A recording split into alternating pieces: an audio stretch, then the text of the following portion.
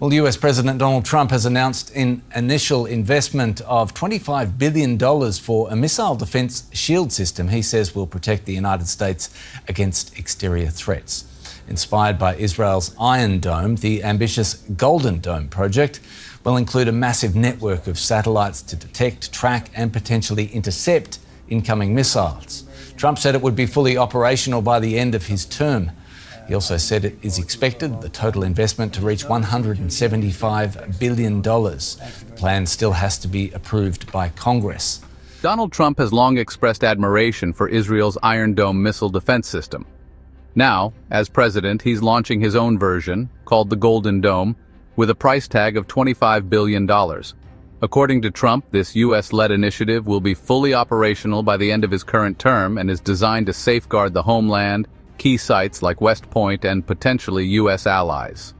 But the proposal has ignited controversy, especially with America's northern neighbor. At a time when tensions between Canada and the United States are already high, Trump's plan landed like a missile of its own. The president not only wants to build the Golden Dome, but also expects Canada to contribute $61 billion toward the cost. His now infamous line, "You pay or you become the 51st state, then it's free." Canadians saw the statement as a direct insult to their sovereignty. But the disagreement isn't just about money or space weapons, it's about national pride, economic ties, and security. Despite being close NATO allies, U.S.-Canada relations have deteriorated, affected by ongoing disputes over tariffs, military spending, and now missile defense. In early 2025, Trump officially announced the Golden Dome project with quite a bit of fanfare, describing it as a next-generation defense system that could intercept even hypersonic and intercontinental ballistic missiles. United States defense officials claim it will include space-based interceptors and advanced kill vehicles. Trump says it will protect both the United States and its allies from emerging threats with near-total efficiency. However, analysts aren't convinced. The Congressional Budget Office estimates the full cost could range between $156 billion to $542 billion over 20 years. Even short-term implementation could demand $25 billion in emergency funds. Critics inside the Pentagon have labeled it an unproven, overambitious concept reliant on immature technology. Trump, however, continues to champion it as America's strategic edge in modern warfare. He insists allies must help shoulder the cost, pointing directly at Canada. "If you benefit from our security, you should help pay for it." But Canada's limited missile defense capabilities and lack of nuclear weapons raise a central question among Canadians. So, why should we fund America's futuristic space defense when honestly it doesn't really align with our needs? Trump's continued suggestions that Canada enjoys the U.S. defense umbrella for free, and, his quips about making Canada the 51st state, have only made matters worse. At the end of May, tensions peaked when Trump posted online, "Either Canada pays $61 billion or becomes the 51st state, then the Golden Dome is free." The post went viral and outrage erupted across Canada. In a rare and symbolic move, King Charles III personally addressed the Canadian Parliament, something not seen since 1977. Opening with a nod to the national anthem, he stated, "Canada will surrender its sovereignty to no one. The true North, strong and free, will not be bought." His remarks received a lengthy standing ovation. The speech, prepared by newly elected Prime Minister Mark Carney, doubled down on national sovereignty. Carney dismissed Trump's offer as arrogant and diplomatically tone-deaf, declaring, "Canada is not for sale. Our sovereignty is not a bargaining chip." Opposition leaders echoed the sentiment. "We have strong ties with the United States, but this proposal insults our dignity. Talk of statehood mocks Canadian identity." Trump has long accused Canada of not contributing enough to defense, especially in the context of NATO debates. Now he views the Golden Dome as the final straw. "We're spending billions. They should help." But Canada argues it already invests in its own defense and has no interest in joining a United States space weapons initiative. To add pressure, the White House has begun imposing new tariffs, using Canada's trade dependence, since over 75% of Canadian exports go to the United States, as leverage. This aggressive approach, however, is sparking a backlash. A nationwide Buy Canadian campaign is encouraging citizens to boycott United States products in protest. Meanwhile, experts in Washington, are starting to question the practicality of the Golden Dome itself. Inside Congress, there's quite a bit of skepticism over its feasibility, cost, and technological maturity. Detractors argue it's under-engineered and honestly overhyped. Yet Trump insists, our steel dome will protect everyone, and our friends must contribute. But as diplomatic lines harden and economic pressure mounts, the Golden Dome may prove less a shield and more a wedge, driving allies apart. As we make a historic announcement about the Golden Dome missile defense shield. Part of it.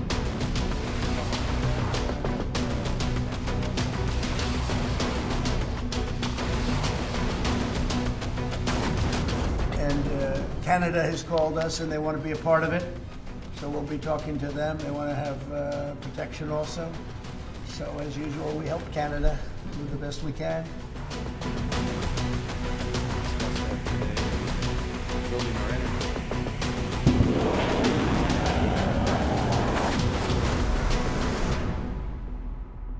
Donald Trump wants to build a missile shield to cover all of North America. His Golden Dome. He wants to protect American skies, but there's a catch. To do so, Trump needs the help of Canada. So he made them an offer. He told Canada, join the United States, become the 51st US state, and get the Golden Dome for free. Else you'll have to pay a sum of $61 billion to get the dome's protection. That is Trump's art of the deal. Lose your sovereignty or break the bank. Now, this isn't Trump's first tryst with annexation. He has mentioned it multiple times before. He's asked Canada to join the United States to become a big, glorious 51st state. To be honest with you, Canada only works as a state, keeping "O Canada," the national anthem. I love it. I think it's great. Keep it. But it'll be for the state, one of our greatest states, maybe our greatest state. Canada pushes back as Trump's Golden Dome demands ignite a continental rift.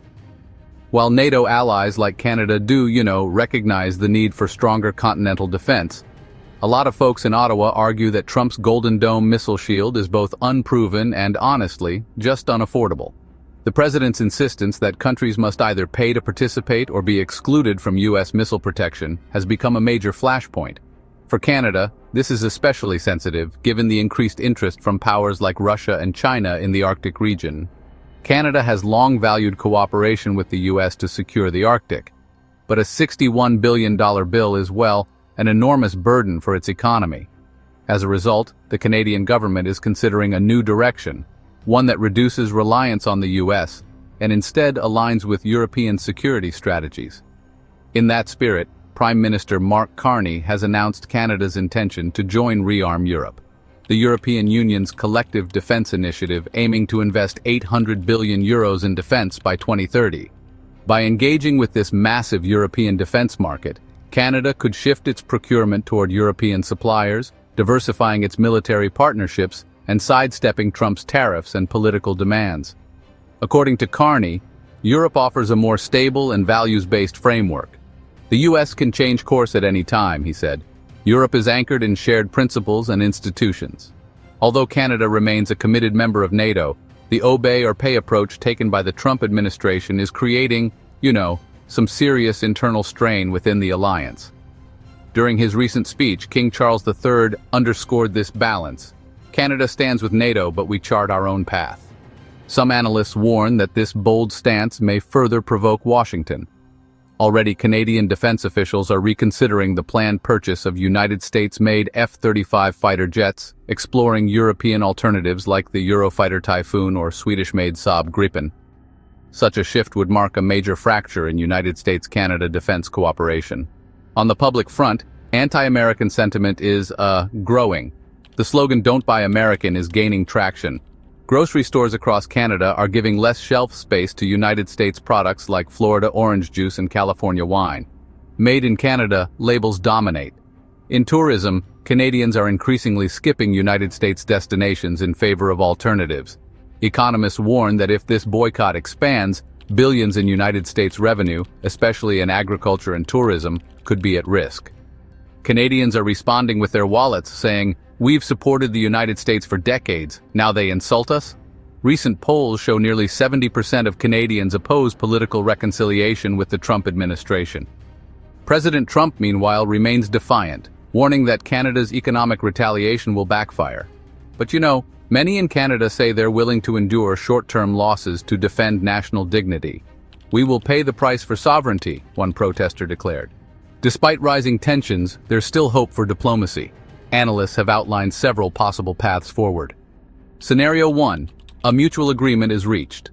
Trump softens his 51st state rhetoric and Canada agrees to a partial contribution. This results in eased tariffs and sustained cooperation, a best-case, moderate outcome. Scenario 2. Canada escalates its response. The United States imposes further tariffs. Major deals, like the F-35 contract, are cancelled. Cross-border supply chains in agriculture and auto manufacturing begin to break down. NATO unity suffers. Scenario 3. Canada doubles down on Europe. It formally joins Rearm Europe, shifts auto supply contracts to Asia, and strategically separates from United States defense initiatives. Over time, a Canada without America model emerges, though at a geographic and economic cost. Scenario 4. Trump reiterates his ultimatum, $61 billion or become the 51st state. Canada flatly refuses. Tensions freeze in place. Not a full split, but a prolonged standstill. While the idea of Canada joining the United States seems far-fetched to many, Trump continues to treat it as a viable option. In his view, the Golden Dome project is straightforward pay-up or be part of us. But in the wake of King Charles III's powerful speech in Ottawa, that proposal was effectively shut down. "No one can impose a yoke on Canada," the king declared, earning thunderous applause. As Canada moves to build deeper military and trade links with Europe, it becomes clear that alternatives are being actively pursued. The question now is whether President Trump will ease off and negotiate, or double down and inflict further economic pressure. For now, Ottawa stands firm. "We will not back down. Sovereignty has no price." Public sentiment overwhelmingly supports this tough posture. But, one thing remains unclear.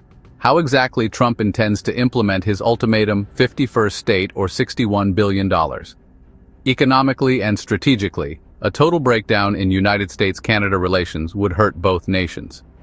But with rhetoric hardening and political tempers rising, there's less room for compromise. The Golden Dome for America is a game changer. President Trump's Golden Dome plan might look simple here, but if the $175 billion missile defense shield is going to work the way he wants it to, the U.S. will need to put technology into space that is incredibly complex. In some cases, we're talking about satellites that don't even exist yet. The only time that I can think of in the history of the United States where we have gone after something this complex was the Manhattan Project. In the short term, experts say we'll probably see more existing defense systems placed around the country. Long term, those systems will have to interact with hundreds of satellites that are supposed to detect, track, and eventually even intercept high-tech missiles from space. That's because competitors like China and Russia are racing to develop missiles that can maneuver and evade current defenses. I think innovation is going to continue, and we can't imagine or predict what our competitor nations are going to come up with. Here's what the Golden Dome could ultimately look like, and why some worry that it will fuel a dangerous arms race in space. To understand why officials say the Golden Dome is needed, you first have to understand how missile technology is advancing. We'll start with the Standard Intercontinental Ballistic Missile, or ICBM, which travels in a high arc. This kind of missile, boosted by a rocket, travels to its peak hundreds of miles above the Earth, and then is brought down by gravity. ICBMs are very dangerous. They can carry multiple nuclear warheads and even be shot from submarines. But their trajectory is predictable, making them easier to detect and track with radar. So several defense systems are capable of shooting one of these down. Time will tell whether the Golden Dome will rise with Canada's support, without it, or be remembered as an overambitious dream. What's your view on this standoff? Will cooler heads prevail, or is this the start of a deeper split between two allies? Let us know in the comments. And hey, don't forget to subscribe, like, and turn on notifications so you never miss our next major update on global affairs. Thank you for watching.